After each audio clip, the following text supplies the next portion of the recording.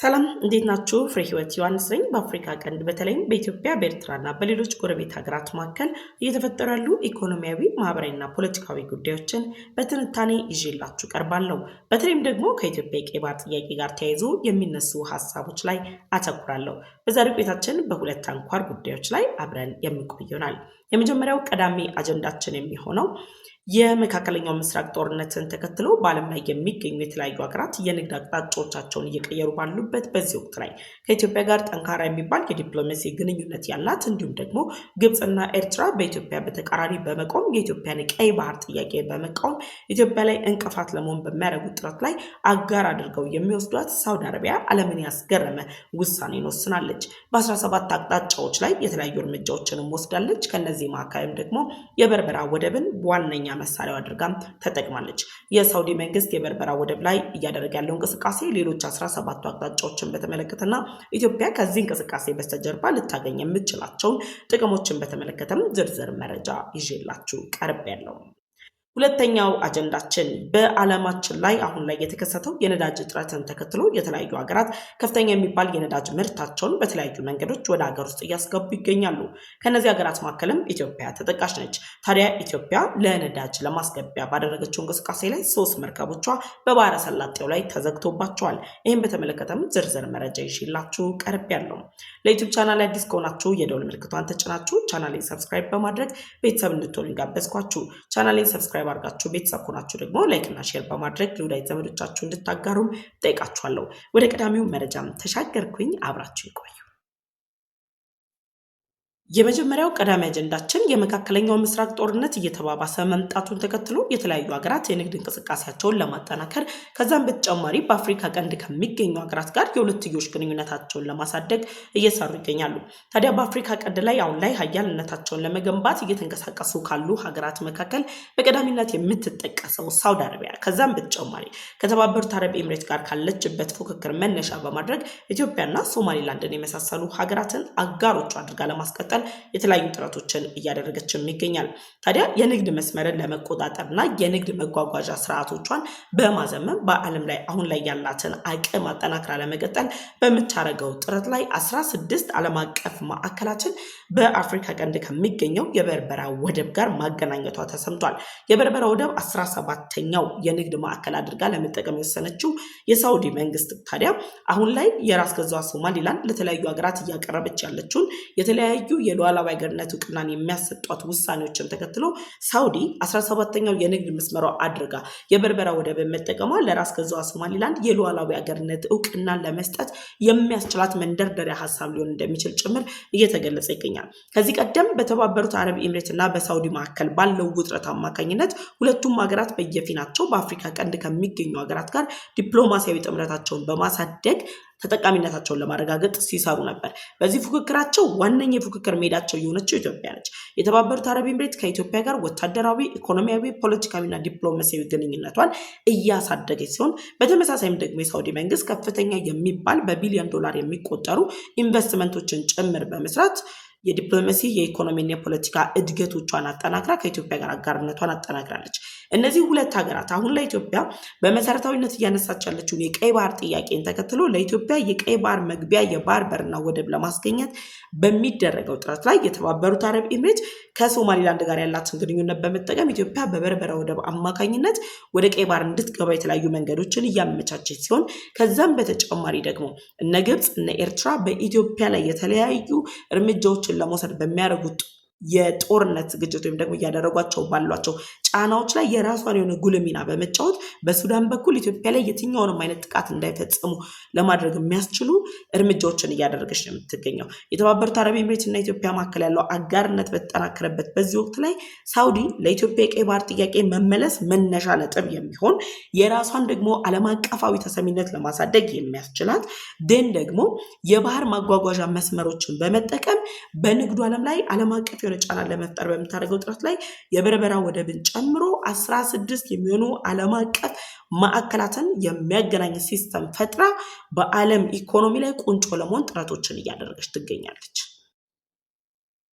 የሳውዲ መንግስት አሁን ላይ እያደረገ ባለው አካሄድ የሳውዲ ወደቦች ባለስልጣን የኤስያ የመካከለኛው ምስራቅ የአፍሪካ የንግድ መስመሮችን ለማጠናከር ኤስያ የምንላቸው እንደነ ቻይና ያሉ ሀገራት ጋር የሁለትዮሽ ግንኙነቶቿን ማጠናከር የመካከለኛው ምስራቅ የምንላቸው ሀገራት ጋር አሁን ላይ በተፈጠረው ጦርነት ተጽዕኖ ውስጥ እንዳይገቡና የንግድ ግንኙነታቸው ተቋርጦ ኢኮኖሚያቸው እንዳይቆረቆዝ ለማድረግ ከዛ በተጨማሪ ደግሞ የተለያዩ ግብዓቶችን በማምረት የሚታወቁ የአፍሪካ ሀገራትን የአፍሪካ ቀንድ ላይ ያሉ እንደ ኢትዮጵያ ያሉ አምራች ሀገራትን ሌሎች ሀገራት ያሏቸውን ግብዓቶችን ለመጠቀም በምታደርገው እንቅስቃሴ ላይ ሳውዲ 17 ክልላዊና ዓለም አቀፋዊ መዳረሻዎችን የሚያገናኙ አዲስ የባህር ማጓጓዣ አገልግሎቶችን ጀምራለች። የትኛውም የዓለም ሀገር ከሳውዲ ቀድሞ ይህንን ውሳኔ አልወሰነም። ሳውዲ በዚህ መልክ ደግሞ ቀዳሚ አለች።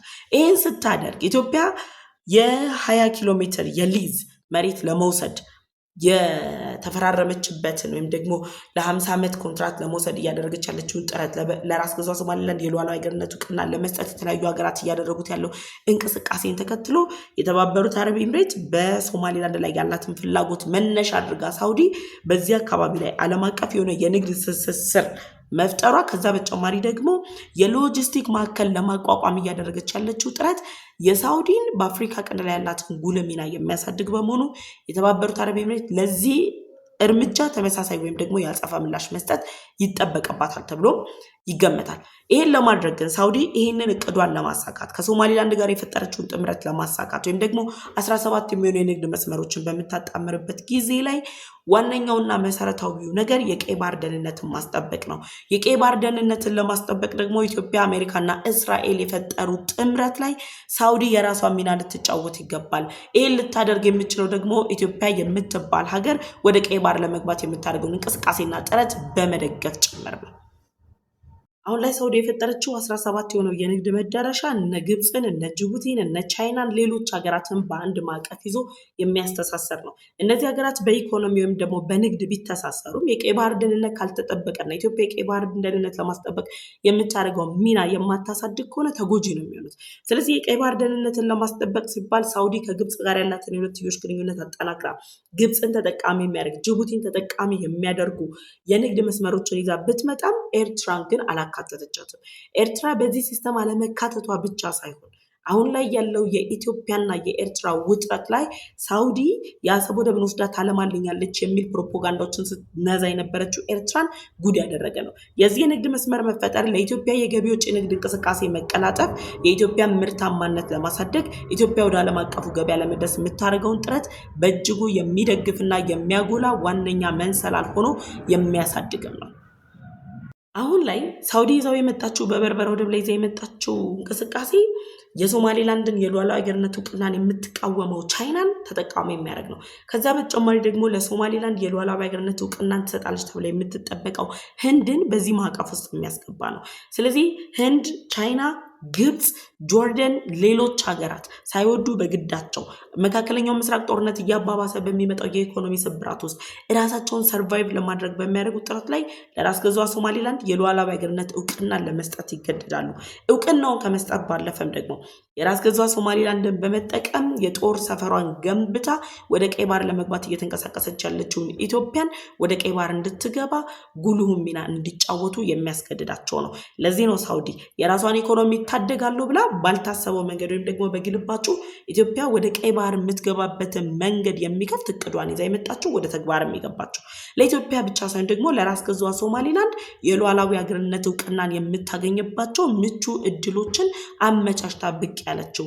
በዚህ ሲስተም ውስጥ ታዲያ ሲኬድ ራስ ገዟ ሶማሌላንድ የሉዓላዊ ሀገርነት እውቅናን ከማግኘት በተጨማሪ በሶማሊያና በጅቡቲ ላይ በምትወስደው ብልጫ የኢኮኖሚ ማዕከል ቁልፍና ስትራቴጂካዊ በመሆኗ አሜሪካና እስራኤል አሁን ላይ በዛ አካባቢ የሚያደርጉት ጥረት የሀያላኑን ፉክክር የሚጨምርና ኢትዮጵያን ወደ ቀይ ባህር እንድትገባ የሚያደርጋት መሆኑን የተነገረው። ስለዚህ ሳውዲ 17 የሚሆኑ የባህር መዳረሻዎችን የበርበራ ወደብን ጨምራ አድርጋለች። በዚህ ደግሞ ኢትዮጵያ ወደ ቀይ ባህር የምትገባበትን እድል ይበልጡኑ በእጇ አስገብታ ወደ ቀይ ባህር በመጠጋት የራስ ገዟ ሶማሌላንድን የሉዓላዊ ሀገርነት እውቅናን ሰጥታ በ50 ዓመት በሊዝ ልትወስድ ያሰበችውን የባህር በርና ወደብን በእጇ የምታስገባበትን እድል የምታገኝበት ነው። በተዘዋዋሪ ግብፅ፣ ኤርትራ፣ ጅቡቲ ጅቡቲ፣ ሶማሊያ፣ ሱዳን በጋራ ሆነው ሲሰሩት የነበረውን ሴራ በሙሉ ጥቅልል አድርጋ አጋራችን ናት የሚሏት ሳውዲ ጉድ ሰርታቸዋለች ነው። በዚህ ጉዳይ ላይ ሀሳብ አስተያየታችሁን ኮሜንት ሴክሽን ላይ አስቀምጡልኝ። ወደ ሁለተኛውና የመጨረሻ አጀንዳም ተሻገርኩ።